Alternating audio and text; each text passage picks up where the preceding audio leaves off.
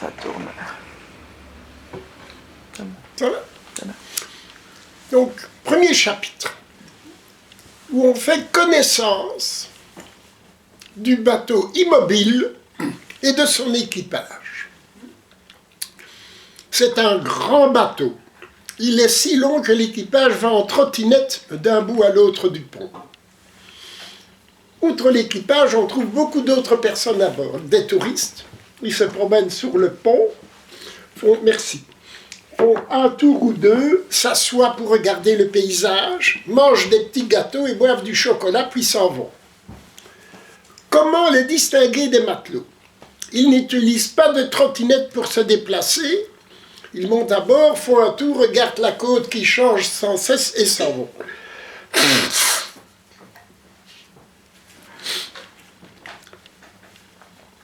C'est un grand bateau. Ah oui. Sur les bateaux immobiles, on s'amuse beaucoup. On rit, on chante, on danse et puis on retourne à terre. Sauf l'équipage, bien entendu. Comment est-ce possible? Un bateau navigue sur l'eau, il va d'un pays à un autre, il traverse l'océan. C'est vrai pour les autres navires. Celui-ci est magique.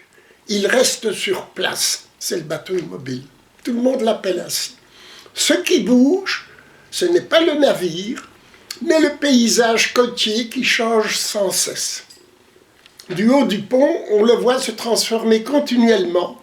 Il y a la plage, puis un village, des dunes, des bois, une ville, puis une autre plus grande, des champs avec des coquelicots, des cascades, une autoroute avec des voitures, des camions, des ponts, des montagnes de toutes les grandeurs. Ça change tout le temps. On ne s'ennuie jamais, alors que sur un bateau ordinaire, une fois en mer, c'est toujours la même chose, de l'eau, rien que de l'eau.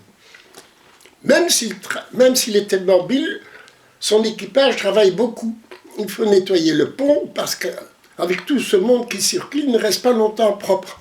Ceux qui viennent des champs et des bois apportent de la terre, des feuilles mortes et des oreilles de lapin. Ceux des villes jettent partout des sacs en papier et des canettes de bière. L'équipage, pour se reposer, regarde la terre qui défile sous ses yeux. C'est toujours neuf. Les hommes de l'équipage discutent sans fin de tout ce qu'ils voient. Ils comparent, ils donnent des bons et des mauvais points. Ils ne sont pas toujours